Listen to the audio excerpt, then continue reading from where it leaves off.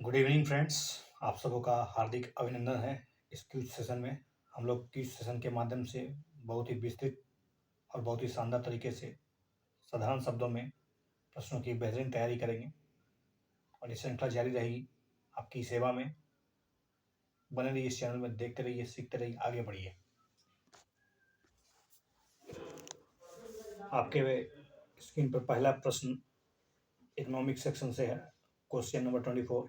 Usually which of the following agency या agencies project India's growth. किन किन agencies के द्वारा भारत के विकास की एक ट्रेजेक्ट्री तैयार की गई है, बताई गई है।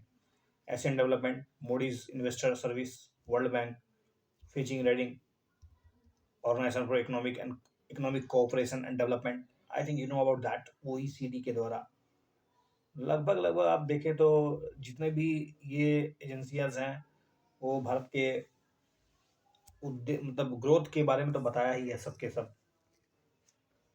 तो ये है वेरियस एजेंसी का। S&P ने फाइव, आपको बता दें ये फिनेंशियल ईयर 2023 के लिए है। ठीक है, तो फिनेंशियल ईयर 2023 का प्रोजेक्शन है कि क्या होने वाला है। देखिए 7.3 अनुमानित, ADB ने 7%, मूडीज ने 7%, उसको याद नहीं करना आपको, सीधी से। और एवरेज ग्रोथ रेट है 6.9%।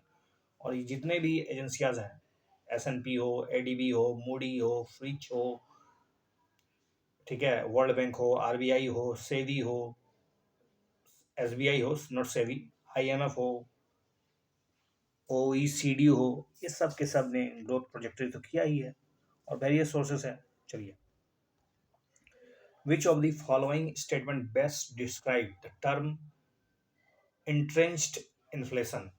इंट्रेंच्ड इन्फ्लेशन का सही मतलब क्या है? आपने श्रिंकेज इन्फ्लेशन सुना होगा, उसी तरह से entrench inflation, inflation that tends to stick around even after the immediate problems that supersede it on have resolved।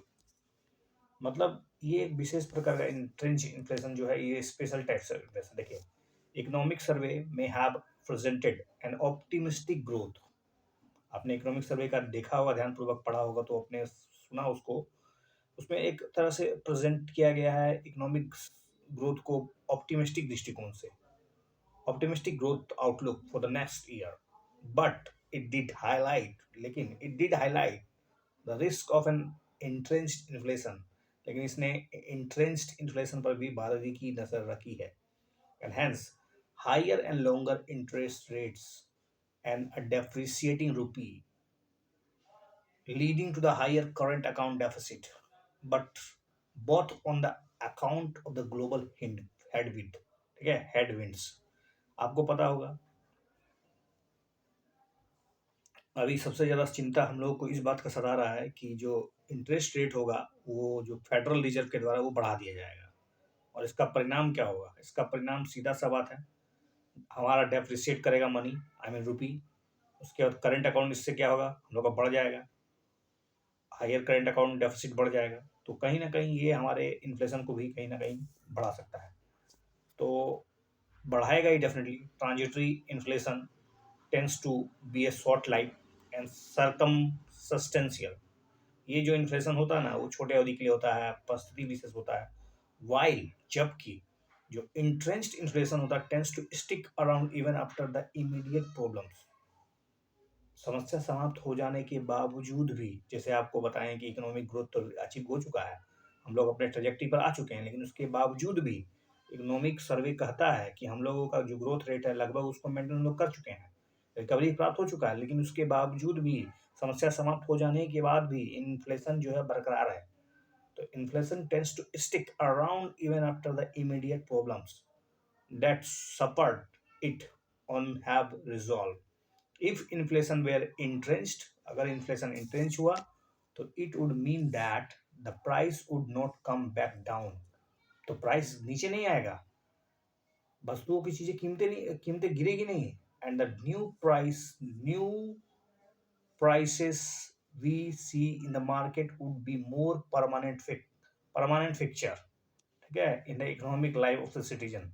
तो यही प्राइस अब बरकरार हो जाएगा। जैसे 10 रुपये की वस्तु अगर 12 रुपये में मिलने लगी है, तो आप भूल जाइए कि वो 10 रुपया होने वाला है। अब नहीं होगा वो 12 रुपये में ही लोग खरीदने के आदी हो जाएँगे। मतलब वही आपको रिकवरी दिखा रहा है आपका। सोचिए, इसी को बोलते हैं एंट्रेंच्ड इन्फ्लेशन।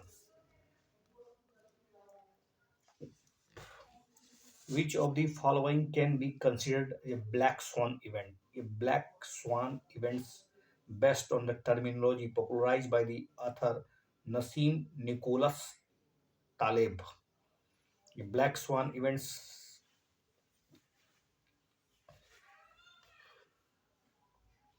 किसके आधार पर कहा गया था? 2008 के ग्लोबल फाइनेंशियल क्राइसिस के कारण, या फिर फॉल ऑफ सोवियत यूनियन के कारण, या टेररिस्ट अटैक इन यूएस सितंबर 2001। तो ये सब की सब घटनाएं जो है एक दूसरे से जुड़ी हुई है। तो सारी घटनाएं जो है ब्लैक स्वान है। ब्लैक स्वान का मतलब समझते हैं ना आप? जैसे स्वान तो जनरली सादा होता है, लेकिन ब्लैक स्वान की बात कर रही है। अब मतलब ऐसा स्वान देखते हैं, ऐसा हंस होगा जो काला हो? That is rare, that is rare, it's unpredictable event. ऐसी मतलब घटनाएं जो मतलब आप अनुमानित ही नहीं कर सकते हैं। There is unpredictable events that comes as a surprise and has a significant impact on the society or the world. These events are said to have three distinguished characteristics. They are extremely rare. पहली बात तो बहुत ही rare होता है इसे, and outside the realm of the regular expectation, जो हमारे दैनिक जीवन से जुड़ी हुई घटनाएं होती है उससे हटके होता है ये। They have a severe impact, गंभीर प्रभाव। After they hit, they seem probable in the hindsight when plausible explanation appear. The black sun theory was put forward by the author and investor Nassim Nicholas. 2001 में इसको दिया गया था, and it is popularized in his book 2007 में उनकी किताब आई थी black swan, the impact of the highly improbable. तो देखिए, when we have such events occurred in the past, कौन कौन सी ऐसी घटनाएं घटी है जिसको आप ब्लैक स्वान के तौर पर देख सकते हैं। तो इंटरेस्टिंगली तालिब्स बुक्स प्रेडेटेड the 2008 का global financial crisis is a black swan event triggered by the sudden crash in the booming housing market in US. You know, Lehman Brothers something something. The fall of the Soviet Union, उसके बाद Soviet union का समाप्त हो जाना, terrorist attack 2001 में 11 सितंबर world tower centre में attack होना, also fall in the same category.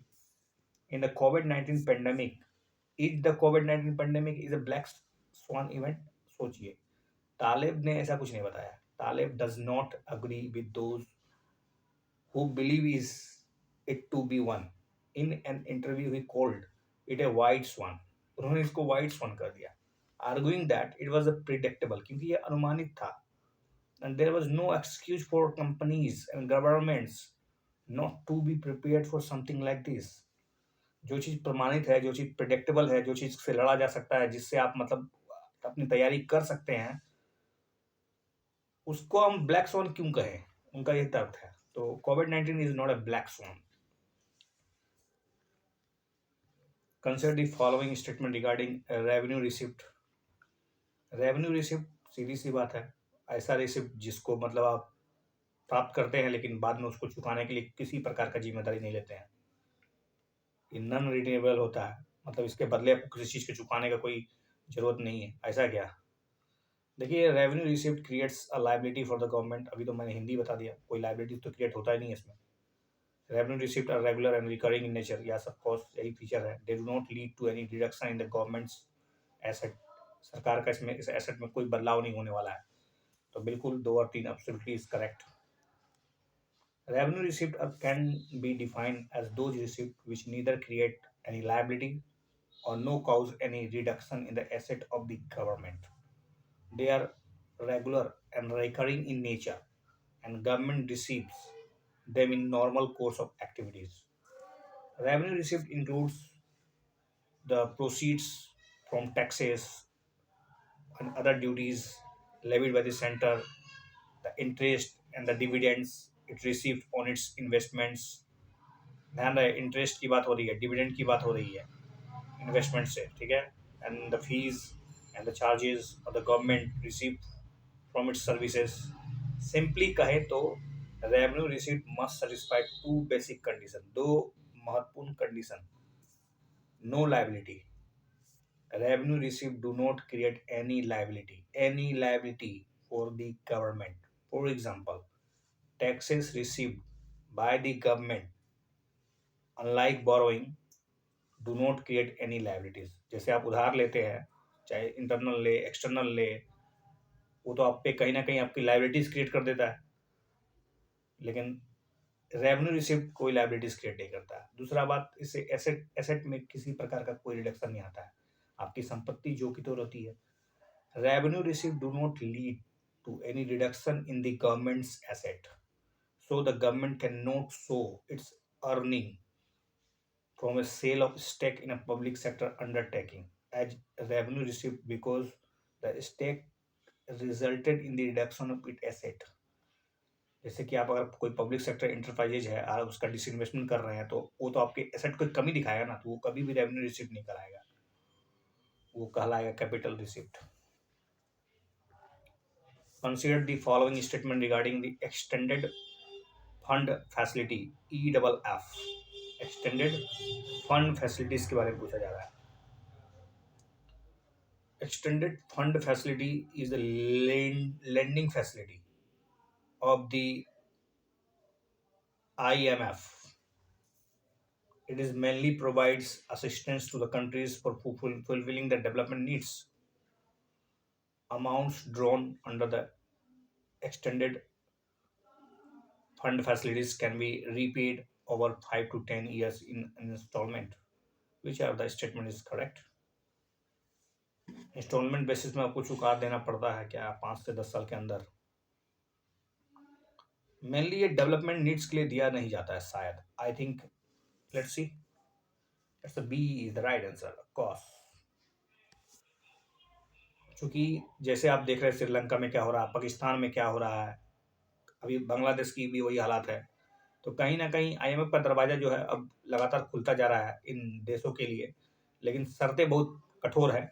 अगर आप IMF से लोन लेते हैं तो अभी खास करके श्रीलंका के मामले में 4 देशों का सिग्नेचर चाहिए. 4 देशों का एक तरह से मतलब गारंटी चाहिए. कॉल जैसे भारत है, जापान है, उसमें चाइना है. भारत ने तो बैकअप दे दिया है, अब देखिए और कौन कौन से देश उसको बैकअप देते हैं ताकि IMF से आराम से लोन मिल जाए. Let's see something about it. देखिए, EEF was established to provide assistance to countries experiencing serious payment imbalances because of the structural impediments, a slow growth, or an inherently weak balance of payments position.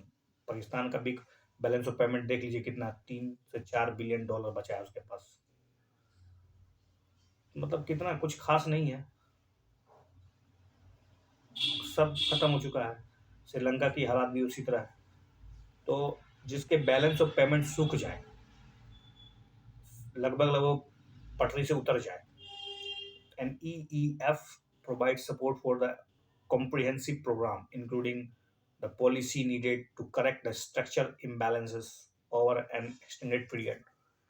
Extended arrangements are typically approved for the periods of 3 years, but may be approved for the periods for long 4 years to implement deep and sustained structural reforms.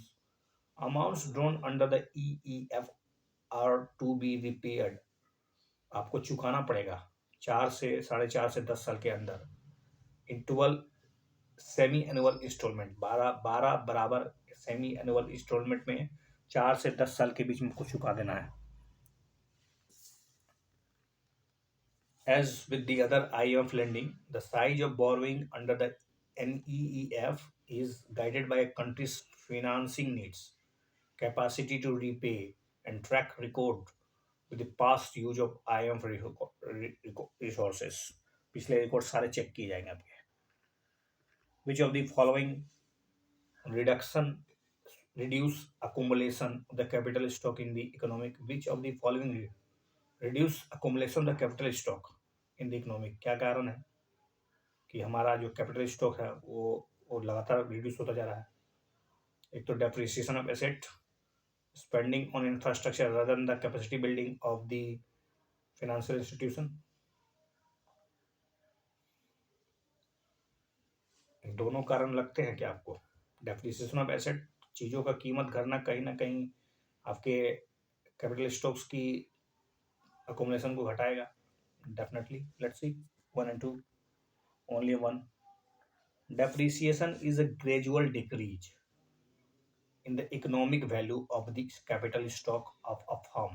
Depreciation कुछ है नहीं, बस धीरे धीरे धीरे साल दर साल जो होता है ना, अपनी आपकी जो कैपिटल स्टॉक होती है, चाहे कोई भी चीज़ हो, वो लगातार उसका मतलब प्राइस समझ लीजिए, उसका वैल्यू समझ लीजिए, गिरता चला जाता है. That is capital stock of a firm, nation or other entity. It can happen either by physical depreciation like wear, tear, टूट फूट तो होते रहता है, उसके रंग झड़ते रहते हैं.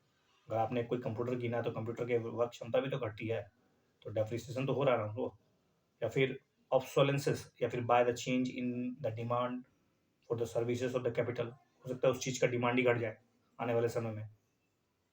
जैसे आपने कोई ट्रैक्टर खरीदा, तो वो एक तो कैपिटल है, लेकिन ट्रैक्टर का हो सकता है आने वाले समय में डिमांड ही खत्म हो जाए, क्योंकि अधिकांश चीज़ें हो सकती है रोबोटिक्स हो जाए.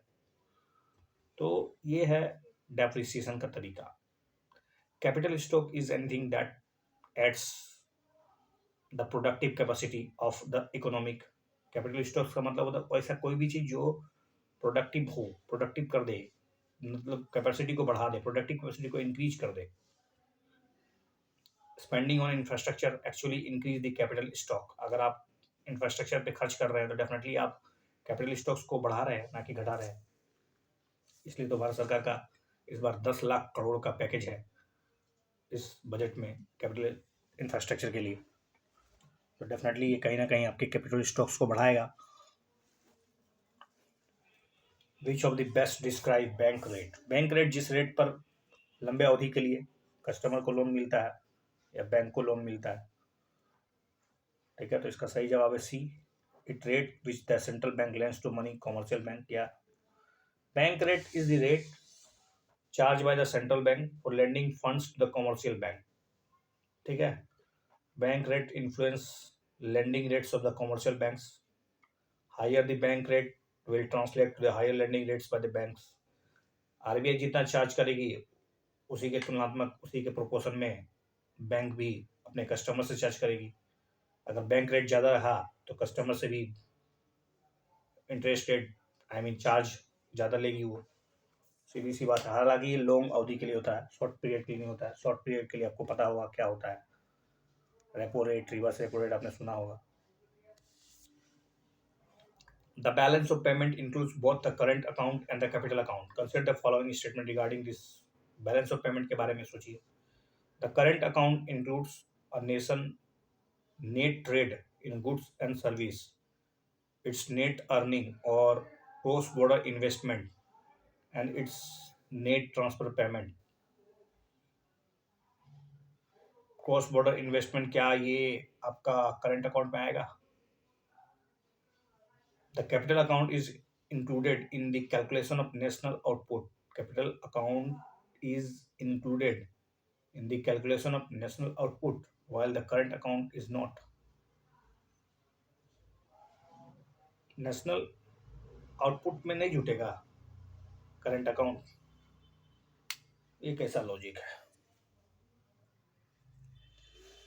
चलिए, आई थिंक इसका सही जवाब एक है.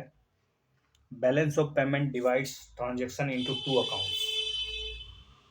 एक होता है करंट अकाउंट, दूसरा होता है capital account. Current account include, इसमें क्या होता है, transaction of good, service, investment, income. तो गुड्स है, सर्विस है, इन्वेस्टमेंट इनकम है, जिसको हम लोग FDI FI कहते हैं, and current transfer. The capital account broadly defined include transaction in the financial instruments. ध्यान रहे, financial instrument and the central bank reserves. The current account is included in the calculation of national output, while the capital account is not. Capital account में ध्यान रहे, broadly defined includes the transaction in financial instrument.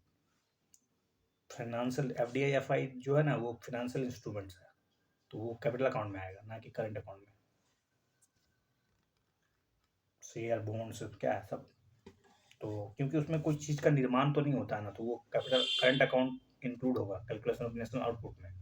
लेकिन capital account में नहीं होगा, क्योंकि वो तो सिर्फ और सिर्फ लेन-देन हो रहा है उसमें। Consider the following statement regarding RBI's open market operation. Open market operation can be to say used to tame short-term inflation in the economic. They are to be mandatorily conducted once every year to be adjusted liquidity in the security markets. No intermediary such as commercial banks are involved in the OMO. इसमें तो पहली बात है कि दूसरा गलत और दूसरा गलत है तो सब गलत हो जाएगा, इसका मतलब एक ही सही है। Open market operation are conducted by the RBI by the way of sale or purchase of the government securities GSEC to adjust money supply condition. RBI carries out the OMO through the commercial bank and does not directly deal with the public. ऐसा नहीं कि लोगों के हाथ में OMO धरा देती है या लोगों से OMO करती है, नहीं, कॉमर्शियल बैंक से जुड़ी हुई है। कॉमर्शियल बैंक को प्रलोभन देती है, ठीक है, तब OMO होता है। The central bank sells GSEC to the GSEC to suck out liquidity from the system and buy back GSEC to infuse liquidity into the system. These operations are often conducted on a day-to-day basis in a manner that balances inflation while helping banks to continue to lend. RBI uses OMO along with other monetary policy tools such as repo rate, case reserve ratio है, SLR है, adjust the quantum and the price of the money in the system. When the RBI wants to increase the money supply in the economic, it purchases the government securities from the market and it sells government securities to suck out liquidity from the system. Consider the following statement regarding Financial Stability Board (FSB). Financial Stability Board is the international body established by the World Bank. It was established following on the onset of 2008 global financial crisis. It monitors and makes recommendations about the global financial system. Financial Stability Board.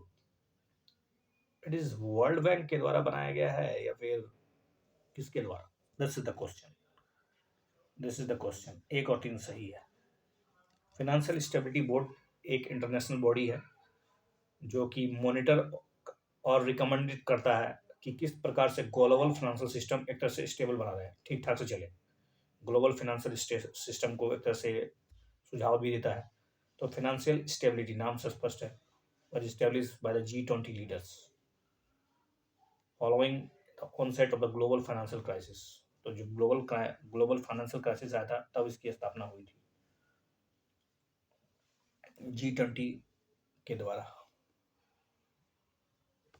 उसके leaders के द्वारा गठित किया गया था। Consider the following statements.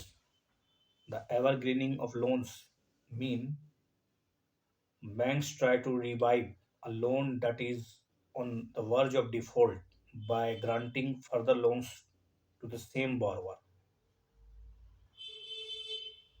RBI's surplus transfer or dividend to the government constitutes tax revenue to the government. Which of the statement is correct? RBI surplus transfer or dividend to the government constitute tax revenue to the government. इस tax revenue के तहत आता है surplus. RBI के पास जो बहुत सारा जो पैसा है या बहुत सारा जो डिविडेंड है, क्या वो टैक्स लाइबिलिटीज भारत सरकार की जो टैक्स का जो स्ट्रक्चर उसमें आएगा? एब्सोल्युटली इनकरेक्ट होना चाहिए। तो पहला वाला सही है। Let's see. एवरग्रीनिंग का सीधा मतलब होता है एवरग्रीन ऑफ लोन, मतलब बार बार उसको आप मदद कर रहे हैं। Evergreen of loans is a term in which the banks try to revive a loan that is on the verge of default by granting further loans to the same borrower. देखिए होता क्या है ना, कोई अगर बड़ा सा व्यापारी अगर लोन ले लेता है और किसी उद्देश्य के कारण उसका बिजनेस चलना चाहिए था, लेकिन due to the something difficult और कंडीशन और due to the something act of God something something, उसके कारण अगर उसका बिजनेस ठीक ढंग से ना चल पाए तो उसकी कंपनी डूब सकती है और बैंक को भी इससे झटका मिल सकता है। इसको ट्विन बैलेंस शीट प्रॉब्लम बोलते हैं। तो ट्विन बैलेंस शीट प्रॉब्लम ना हो इसके लिए ये क्या करती है ना, बैंक उसी बोरोवर को फिर से और लोन दे देती है ताकि वो अपनी कंपनी ठीक से चला पाए, रिवाइव कर पाए और उसके बाद हमारा लोन चुका दे। ये है एवरग्रीन, उसी बोरोवर से, ठीक है, उसी बोरोवर को फिर से लोन दे देना। करना भी चाहिए, कभी कभी ऐसा होता है, बहुत सारी ऐसे हालात होती है, इकोनॉमिक्स की हालातें, जैसे कोविड-19 ही है। तो इस तरह की परिस्थितियों में एवरग्रीन जरूरी भी है, लेकिन सावधानी पूर्वक होना चाहिए एवरग्रीन, अदरवाइज बहुत से डिफॉल्ट, बिल्कुल डिफॉल्टर्स भी घूम रहे हैं बाजार में।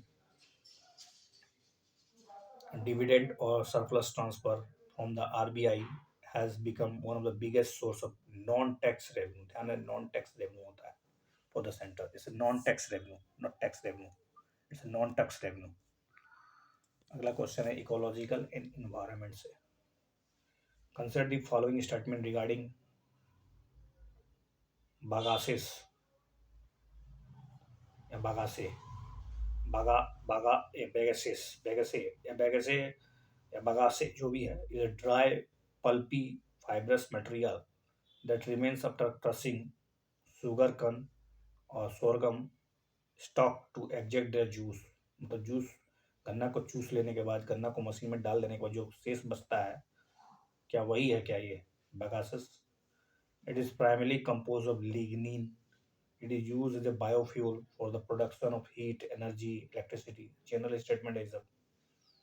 ये दो तीन बिल्कुल सही है, और अगर पहला भी सही है तो पहला भी सही हो सकता है, लेकिन एक और तीन ही सही है, दो नहीं है। इसमें प्राइमरली लिंगिन नहीं होता है। बगासेस या bagasses is another by product of the sugar production process. तो ये शुगर जब प्रोडक्ट करते हैं ना, तो उसका बाय प्रोडक्ट है। It is a dry and pulpy residue left behind when the sugarcane stalk are crushed. Sugar cane को जब हम लोग क्रस्ट करते हैं ना, तो जो बच जाता है पल्पी और रेसिड्यू, वही। There is a similar material that called agave bagases made from the agave plant. Bagases is principally used in manufacturing process of paper, paper में, pulp में, building material, as well as a biofuel for the production of energy, heat and electricity. Typically dried bagasses is chemical, इसमें क्या क्या होता है, तो इसमें cellulose होता है, सेमी सेलुलोज होता है, लिग्निन होता है, लेकिन प्रमुखता से नहीं होता है, होता जरूर है लेकिन बहुत कम होता है। सेलुलोज की मात्रा ज़्यादा होती है। तो आपने ध्यान से पढ़ा नहीं, इसलिए आपका आंसर गलत हो गया। लिग्निन तो होता है, लेकिन वहाँ पर कुछ क्वेश्चन में लिग्निन के अलावा कुछ और भी पूछा होगा। देखिए ध्यान से पढ़िए। It is primarily, not is primarily, primarily cellulose होता है। तो लिग्निन है, लेकिन प्राइमरली जो है वो सेलुलोज है, उसका हेमी सेलुलोज है। 40 से 50% के आसपास तो सेलुलोज ही है। उसका एस होता है, फिर वैक्सेस भी होता है। Consider the following statement regarding clean development mechanism, CDM। Clean development mechanism is a market-based approach to reducing emissions of the greenhouse gases that contribute to the climate change. CDM एक market based approach है जिसके मदद से green house gas का जो emission हो रहा है उसको रोका जा सके। A CDM project activity might involve a rural electrification project using solar panel या फिर installation of more energy efficient boilers. The project registered by India under the CDM is the highest in the world. Absolutely incorrect. Bharat में कहाँ से सबसे ज़्यादा हो जाएगा? केवल केवल एक और दो सही है। Clean development mechanism defined the article 12, the protocol allow करता है a country with an emission reduction या emission limitation commitment under the Kyoto protocol. तो ये क्लीन डेवलपमेंट मैकेनिज्म जो है ना, क्योटो प्रोटोकॉल से निकला है, ताकि जो इमिशन रिडक्शन प्रोजेक्ट है उसको डेवलपिंग कंट्रीज में ठीक से इम्प्लीमेंट किया जा सके। सच projects can earn saleable certificate emission reduction, CER credits. मतलब कार्बन क्रेडिट के जैसा ही है एग्जैक्टली। तो आप अपना सर्टिफिकेट बेचिए बड़े-बड़े विकसित देशों को जो बहुत ज़्यादा उत्सर्जन कर रहे हैं और विकासशील देश कम कर रहा है। तो each equivalent to 1 ton of the CO2, तो which can be counted towards the meeting of Kyoto targets. It is the first global environmental investment and a credit scheme of that kind. It's providing a standardized emission offset instrument CER. CDM project activity might involve, for example, rural electrification कर दीजिए project using solar panel, installation of more energy efficient boilers. The project registered by India under the CDM is not the highest in the world. Highest नहीं होगा ना, हम लोग उतने अभी आगे नहीं आए हैं. Biodiversity heritage site in India are protected under the protection of wildlife. किसके तहत? Biodiversity heritage site. The concept of the biodiversity heritage site BHS conceived under the section 37 of the India's Biological Diversity Act 2002. तो ये जो biodiversity heritage site है ना, वो biodiversity diversity act, तो इसके लिए बायोलॉजिकल डाइवर्सिटी एक्ट 2002 के तहत इसको कन्विंस किया गया है. was one of the most imaginative steps taken to protect this vanished biodiversity rich region. What do you understand the term social forestry? ये सामाजिक वानिकी क्या होता है? Reducing the pressure on the traditional forest area by encouraging plantation on community land, promoting commercial harvesting of timber and non-timber products from traditional forestry by community to meet local demands. Commercial harvesting को बढ़ावा दिया जाएगा इसमें, timber non timber product को उगा कर social forestry में. Traditional भी से गलत बात है, क्योंकि ये national commission on agriculture, Bharat सरकार का जो नेशनल कमीशन ऑफ एग्रीकल्चर है, पहली बार use the term social forestry 1976 में इस्तेमाल हुआ था. सोशल फॉरेस्ट्री शब्द, इसका उद्देश्य क्या था? खास करके अधिक कॉमन लोग वृक्षों को कैसे प्लांट करें अधिक से अधिक, ताकि मतलब इसका एम था raising the plantation by the common man so as to meet the growing demands of food, fuel, wood, fodder, fibre, fertiliser. 5 F पे काम था ये, फूड पे, फूल पे, वुड, फॉडर पे, फाइबर पे, फर्टिलाइजर पे. Thereby reducing the pressure on traditional forest area. चूंकि ट्रेडिशनल फॉरेस्ट एरिया से लकड़ी बहुत कटता है, तो क्या अभी सिर्फ ट्रेडिशनल फॉरेस्ट एरिया का ही काम है कि और भी ऐसे क्षेत्र हैं गाँव में, देहात में, वहाँ भी तो फॉरेस्ट उगाया जा सकता है इन उद्देश्यों के लिए. It does not aim at the displacement या एक्सप्लॉयटेशन द ट्रेडिशनल फॉरेस्ट. इसका कोई उद्देश्य नहीं है कि ट्रेडिशनल फॉरेस्ट को हटा के काट के वहाँ पर कॉमर्शियल वाले फॉरेस्ट को उगाया जाए. No, not at all, not at all. ये तो हो गया एक तरह से पूंजीवादी दृष्टिकोण, जबकि ये सोशल खुद बोल रहा है, तो पूंजीवादी कैसे हो सकता है? It does not aim the displacement या exploitation of the traditional forest, but supplementing with the community grown forest. तो सामाजिक योगदान है अपना, अपने ही जमीन पर आप और भी वृक्षों को लगाइए जो जंगल में लगते हैं. Which of the following places the world highest concentration of Indian one horn rhinos? Bharat में ही तो ये एक ही जगह है, पोवितोरा. कंसंट्रेशन का मतलब डेंसिटी सबसे ज़्यादा है पोवितोरा में, लेकिन संख्या सबसे ज़्यादा है असम में. दोनों पोवितोरा, काजीरंगा दोनों असम में है, लेकिन पोवितोरा जो है ना कंसंट्रेशन के मामले में ज़्यादा है. ये देखिए कितना सुंदर गेंडों का one horn rhino. One horn rhino grazes at the Povitera Wildlife Sanctuary in Assam. Povitoras has the world highest concentration of Indian one horn rhino 107 in just 38 kilometer. Rhinos are finding it difficult to find fresh grassland as there has been no rainfall in state for the last 5 months. पिछले 5 महीने से बारिश नहीं हुई है. Water body सूख गया बेचारा. Consider the following statement regarding the red sanders, Lal Chandan. Red sanders या red sandalwood.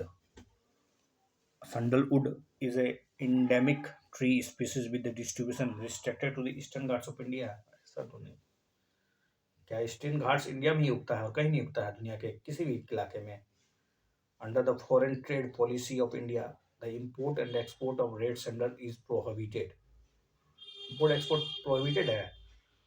It is listed under the schedule 5 4 4 of the Wildlife Protection Act and endangered as per IUCN।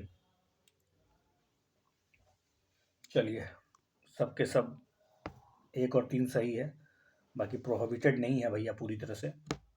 इसका व्यापार होता है restricted manner में, कुछ खास उद्देश्य को ध्यान में रखते हुए।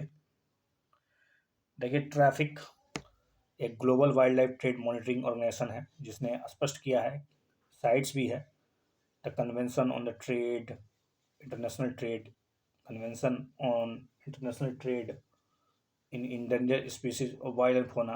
ये भी एक इंटरनेशनल अग्रीमेंट है जो कि सरकार के और बहुत सारे एजेंसियों के बीच में है, जिसका होम aim to ensure the international trade in specimen of the wild animals, wild plant does not threaten to the survival of the species.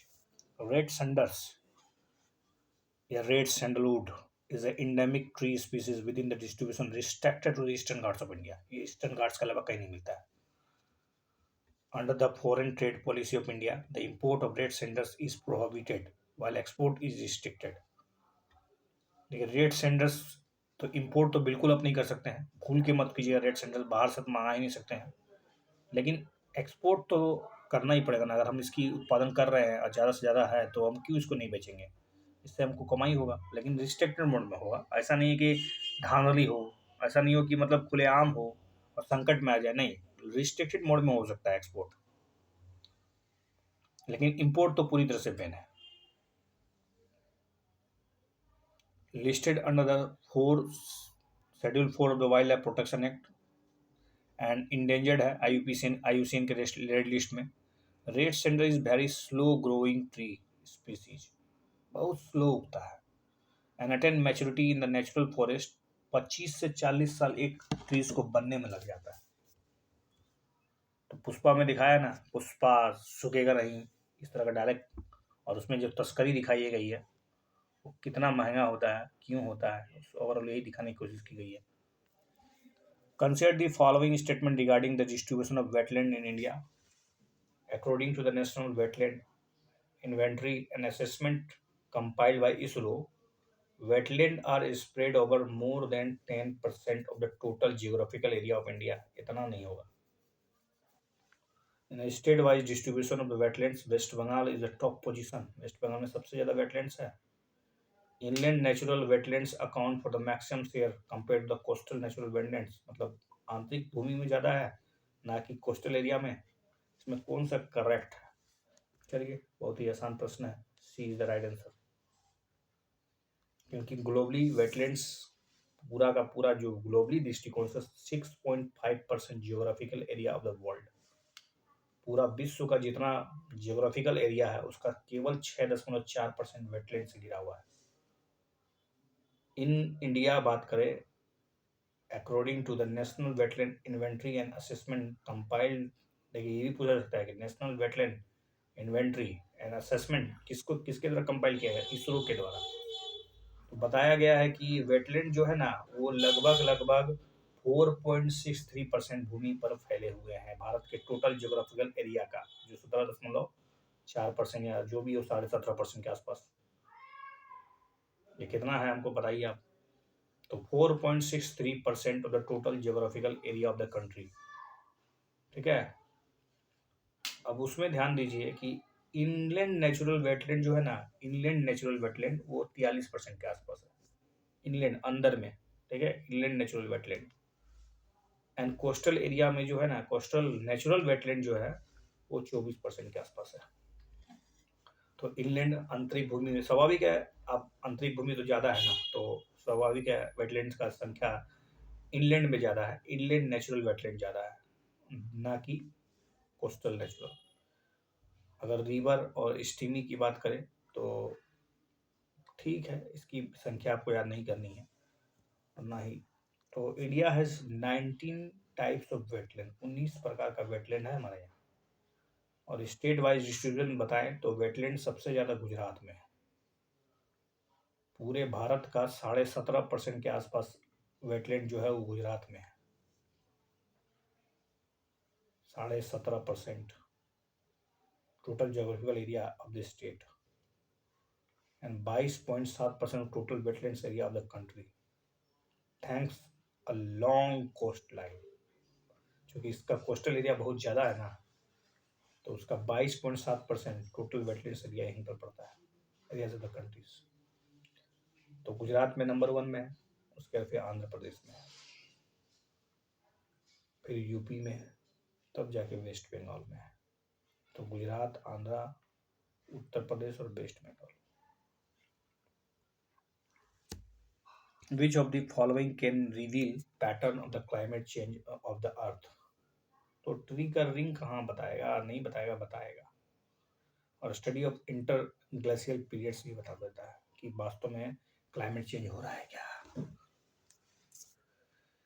देखिए, इंटर ग्लेशियल पीरियड, इसको हम लोग इंटर ग्लेशियल भी कहते हैं, इज जियोलॉजिकल इंटरवल और warmer global average temperature lasting thousand of the years.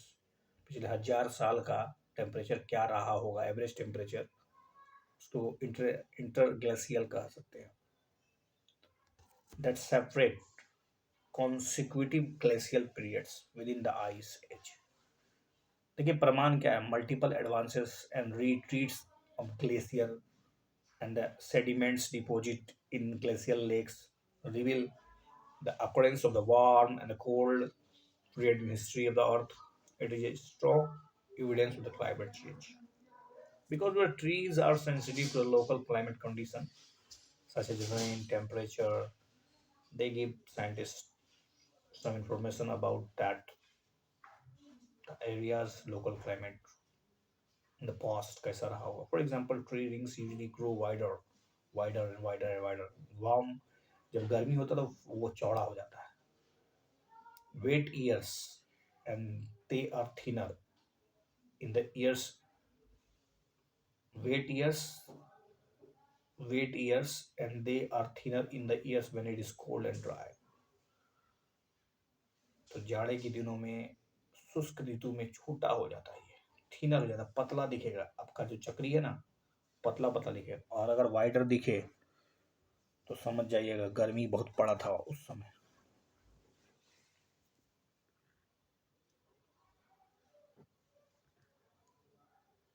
Consider the following statement regarding the IUCN Red List. The aim of the IUCN Red List is to convey the urgency of the conservation issue to the public and the policy makers, as well as help in the international community to reduce the species extinction. It's the world's most comprehensive inventory of the global conservation status of the biological species. The pink pages in this publication include formerly endangered species. Absolutely, एक और दो सही है और तीसरा गलत है। देखिए, रेड लिस्ट और रेड डेटा लिस्ट या रेड बुक भी कहते हैं।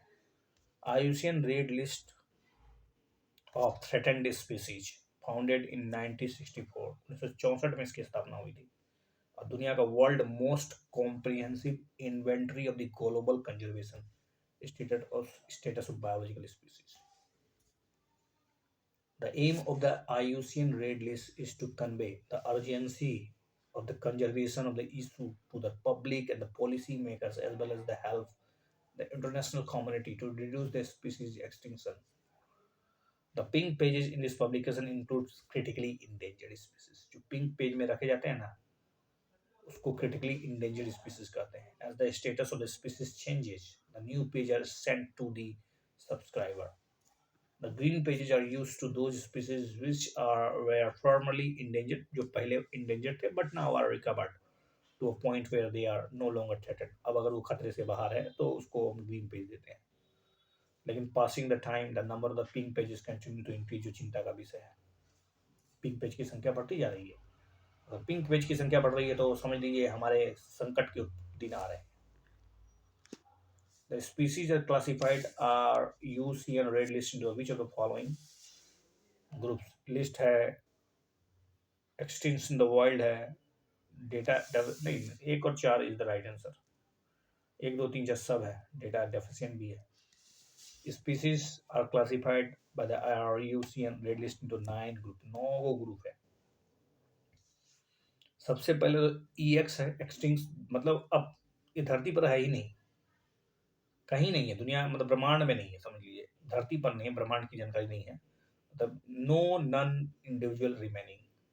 अगर एक्सटिंक्ट इन द वाइल्ड कहे तो जंगल में नहीं है, ओनली सर्वाइविंग इन द कैपिटिटी, जैसे कि जू में है हिस्टोरिक रेंज में है। तो अगर एक्सटिंक्ट इन द वाइल्ड तो known only to survive in captivity, या फिर as a naturalised population outside the historic range. Critically endangered का मतलब होता है extremely high risk of the extinction, लुप्त होने के कगार में पहुंच गया है, लुप्त नहीं हुआ लेकिन लुप्त होने के कगार में है अब। इंडेंजर्ड है कि high risk of extinction the wild, जंगल में लुप्त होने के कगार में है, जंगल से लुप्त हो जाएंगे अगर वो इंडेंजर्ड में है तो। वल्नरेबल में the high risk of the endangered in wild, high risk of the endangerment, खतरे में है, मतलब लुप्त के कगार में नहीं लेकिन खतरे में है जंगल में। नियर थ्रेटेंड मतलब likely to become endangered in the near future. Least concern मतलब कोई चिंता का बात नहीं है, does not qualify more risk category, wide spread and abounded text taxa. और एक है डेटा, लिस्ट कंसर्न तो हो ही गया। डेटा डेफिशिएंट जो होता है ना, DD, not enough data to access it risk extinction, risk of extinction. Not evaluated भी होता है, has not been evaluated against the criteria. Consider the following pairs of the wetlands and the state of they are। देखिए कहाँ कहाँ नया नया बना है, Thampara lake, Kanjirankulam bird sanctuary, Haigam wetland conservation.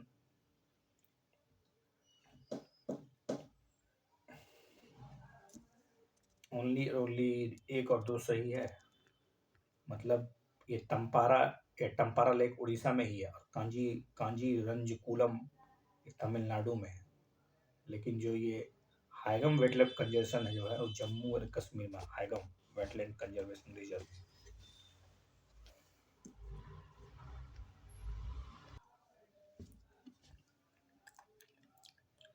What are the sources that add nitrogen oxide into the atmosphere?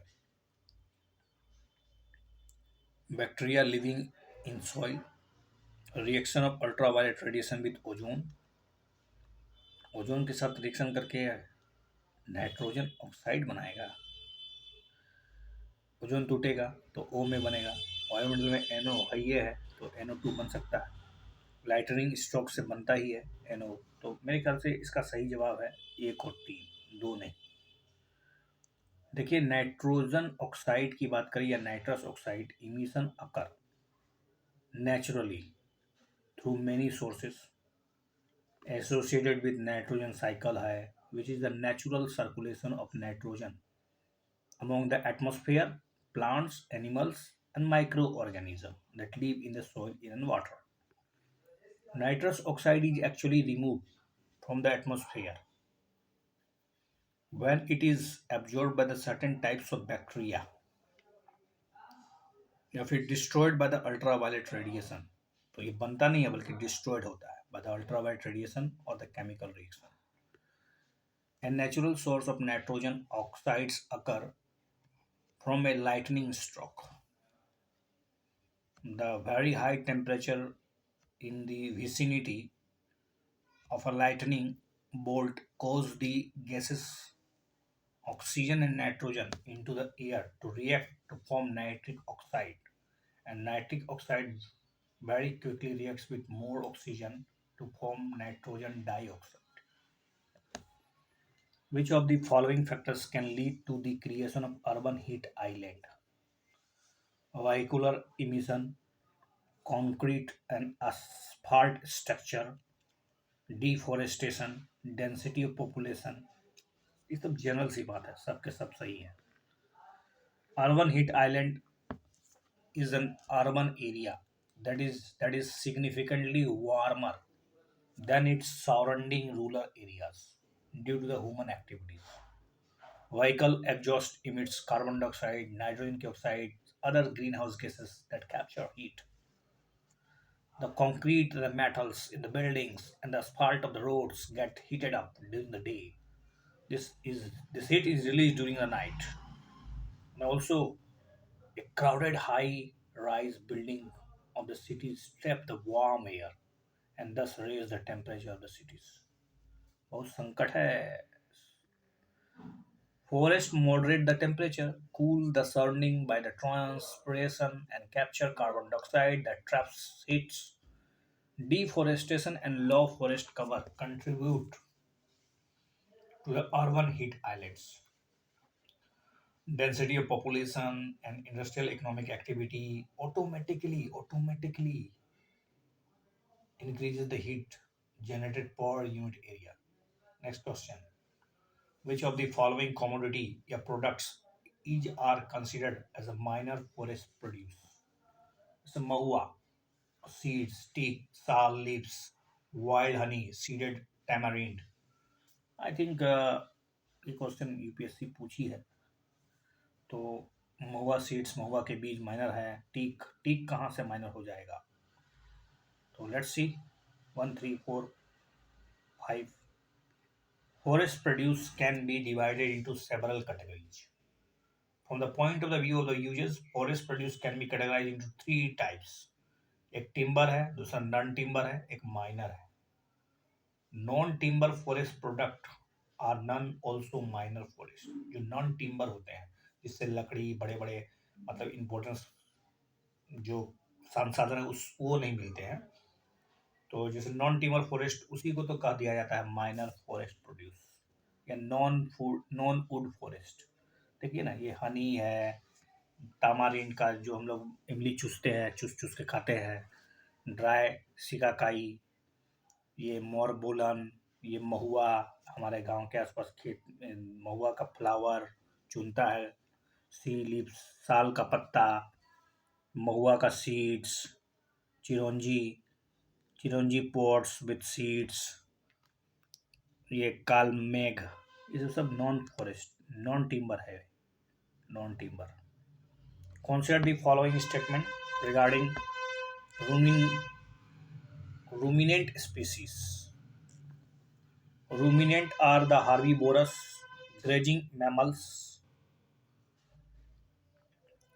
that are able to acquire nutrients from the plant waste food by fermenting it in a specialized stomach prior to digestion, principally through a microbial actions. Cows, sheep, goat, and buffaloes are some of the ruminants. Ruminants animals release methane mainly through burping.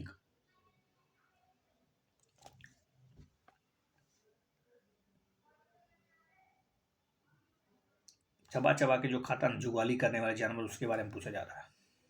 ठीक है, तो ये सब के सब सही.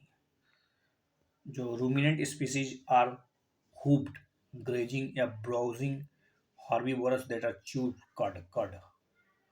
Ruminants such as गैया है, sheep है, goat है, buffalo है, have a special type of digestive system that allows them to break down and digest food that non-ruminant species would be unable to digest. जैसे हम लोग घास को चबा नहीं सकते हैं क्योंकि हम लोग का स्पेशल चेम्बर नहीं है, स्पेशल सिस्टम नहीं है, सेलुलोज पचाने की क्षमता हमारे अंदर नहीं होती है. Stomach of the ruminant animals are the 4 compartments. और जो रूमिनेंट जानवर होते हैं जब जो जुगाली करते हैं ना, उनका 4 चेम्बर होता है, 4 कंपार्टमेंट होता है. One of which rumen helps them to store partly digested food and let it ferment. This partially digested and fermented food is regurgitated by the animals who chew through it again and finish the digestive process. However, the grass and the other vegetation ferment in rumen. It generates methane, लेकिन इस methane का production होता है भैया, a potential greenhouse gas है. तो ruminant या ruminant animals such as cow, sheep release this methane mainly through burping. जो हकते हैं ना और जो जुगाली करते हैं ना, उससे बहुत ज़्यादा मेथेन का प्रोडक्शन होता है।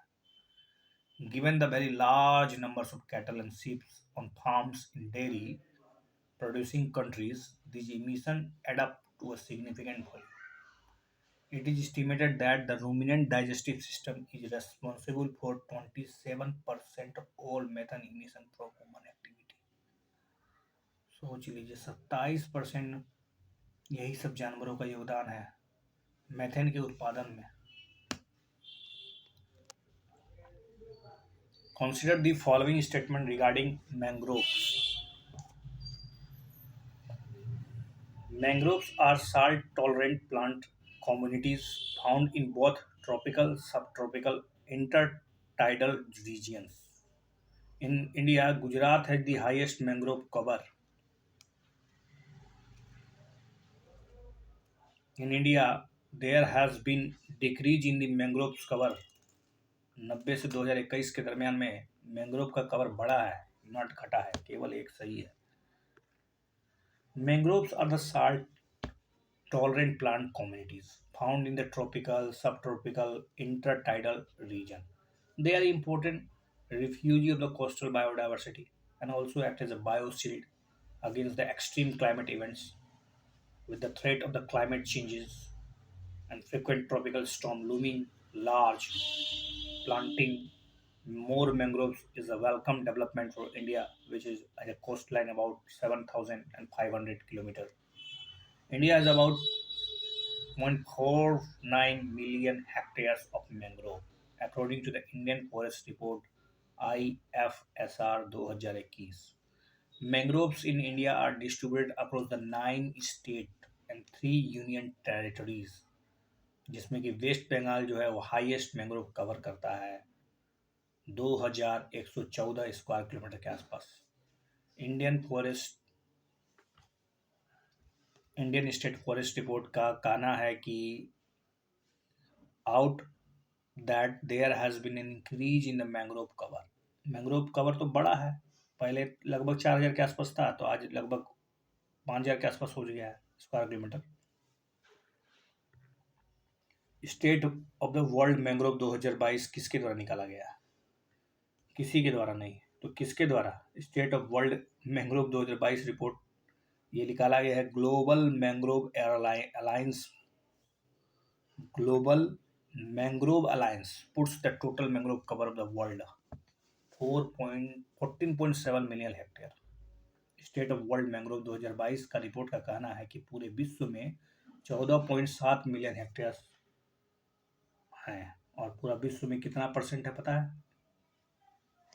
बताओ तो कितना परसेंट? पूरा भौगोलिक जितना जितना टोटल भौगोलिक है उसका कितना परसेंट है? थोड़ा देर पहले ना जाना, भूल गया। आई थिंक इट्स ऑलमोस्ट 14.6% या फिर 6 पॉइंट समथिंग परसेंट। इंडिया में तो 4 दशमलव समथिंग है यार, पूरे भारत के ज्योग्राफिकल एरिया का 4 दशमलव समथिंग। लेकिन पूरे विश्व का जो टोटल ज्योग्राफिकल एरिया है उसमें मैंग्रोव, उसमें वेटलैंड्स का कितना इलाका है, कितने परसेंट है? तो 14.6। लेकिन मैं क्या सारे के सारे मैंग्रोव वेटलैंड कहलाएंगे? सोचिए जरा सा इस तरह के प्रश्न। Consider the following statement. Declining in the forest cover can lead to the nutrient depletion like phosphorus and nitrogen in the soil. Forest cover घटेगा तो स्वाभाविक है ये सब फॉस्फोरस और नाइट्रोजन हमारे सॉइल में घटता चला जाएगा। Increase in salinity in the soil can lead to the change in the plant species distribution in the region. ये तो जनरल स्टेटमेंट्स दिया हुआ है, दोनों सही यार। क्या इन जैसे जैसे हमारी मानवीय गतिविधियाँ बढ़ती जा रही है, खास करके नेचुरल स्ट्रेसेस भी बढ़ता जा रहा है और उसका परिणाम जो है ना बहुत खतरनाक होने वाला है। तो increasing anthropogenic activities along the natural states have led to the massive degradation of one of the India's world's heritage site। दुनिया का वर्ल्ड हेरिटेज साइट जो है Sundarban. Nutrient depletion specially phosphorus and nitrogen was found to be directly connected. Nitrogen phosphorus ये सब जो nutrient है ना वो सब खत्म हो रहा है, धीरे धीरे विलुप्त हो रहा है न्यूट्रिएंट पोषक, connected to the decline in the forest cover। There was a change in the species distribution also। Salt-sensitive ones such as Ritaria forms, Gylocarpus species, Phonexia paludosa were all not able to cope with increasing the salinity and declining while the tolerant varieties thrived. Which of the following are the application of the shade house used in farming? Shade house ये छायादार घर एक क्या करता है? It helps protect against the pest attack. It helps in the quality of drying of various agro products. It helps in the cultivation of flowers plants and foliage plants. It is used for hardening tissue culture plants. ये सब general statement है, सब सही होगा. Shade house is a structure enclosed by agro nets or any other woven material to allow required sunlight, moisture, and air to pass through the gaps. It creates an appropriate micronutrient climate conducive to the plant growth. It is also referred as a shade, not house or net house. क्या फायदा है इसका? Helps in cultivation of flower plants, foliage plants, medicinal plants, vegetable plant species used for fruit vegetable nurseries as well as for raising of forest species. Helps in quality drying of the various agro products used to protect against the pest attack. Protects from natural weather disturbances such as wind, rain, hail, forest.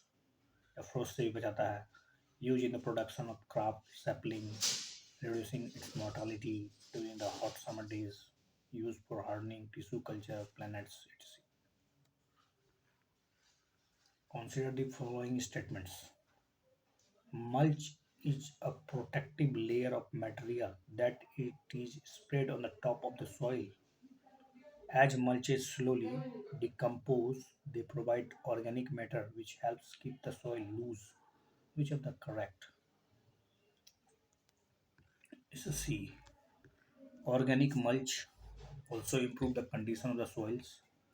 As these mulch slowly decompose, धीरे धीरे ये mulches slowly रूप से decompose होते हैं. They provide organic matter which helps keep the soil loose. This improve the root growth, increase the infiltration of water, and also improves the water holding capacity of the soil. Organic matter is a source of plants, nutrients, and provides an ideal environmental condition for the earthworms and other beneficial soil organisms. देख लीजिए mulch mulch को डाला जा रहा है तो आसपास का जो जमीन है ना उसको बहुत अच्छी तरह से क्या बनेगा, उपजाऊ बना देगा और अच्छा तरह से मतलब पोषक प्रदान करेगा, न्यूट्रिएंट्स सप्लाई करेगा एक तरह से. Consider the following statements. In its raw form, biogas can be used as a clean cooking fuel. Biogas can be purified and upgraded up to 98% of purity to the make it suitable to be used as a green fuel for transportation or filling of cylinders, the sustainable alternative towards the affordable transportation. Satat scheme by the Ministry of Renewable Energy encourages entrepreneurs to set up compressed biogas plants. ये सबसे पहले ये ministry गलत दिया हुआ है क्या? Yes. Biogas content 55 से 65% के आसपास मैथेन होता है उसमें और 35 से 45 के आसपास कार्बन डाइऑक्साइड. तो दोनों के दोनों खतरनाक है ग्रीन हाउस गैस के लिए. एंड और भी बहुत सा हाइड्रोजन सल्फाइड, अमोनिया वगैरह वगैरह होता है. तो आप सोचिए ये बायोगैस कंटेंट इतना खतरनाक है बायोगैस, इसकी फिर भी हम इसकी उत्पादन करें इन इट्स रॉ फॉर्म. अगर बात करें रॉ फॉर्म की, biogas can be used as a clean cooking fuel like LPG for lighting, motive power, and electricity generation. Further, biogas can be purified and upgraded up to 98%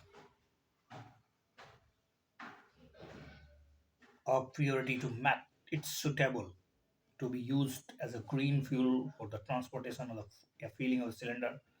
The process relies on the high pressure of 250 bar, and it is whole called compressed biogas (CBG). The sustainable alternative towards the affordable transportation. Sustainable alternative towards the affordable transportation. सतत ये ministry of petroleum natural gas ministry का है।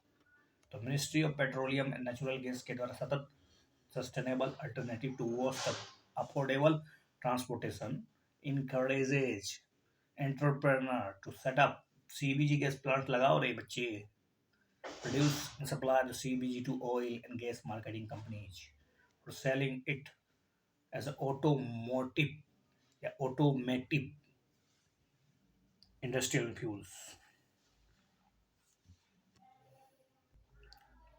इन वादियों का अगर आनंद लेना चाहते हैं तो निश्चित रूप से आपको बेहतर मेहनत करना होगा। ये वादियाँ कुछ और नहीं, ये लाल बहादुर शास्त्री, ठीक है, नेशनल एकेडमी है भैया। किस चीज़ का बताइए, किस चीज़ का? LB लबासना है, एडमिनिस्ट्रेटिव सर्विस के ट्रेनिंग होती है यहाँ पर। तो बने रहिए चैनल में, देखते रहिए, सीखते रहिए, आगे बढ़ते रहिए। Thank you.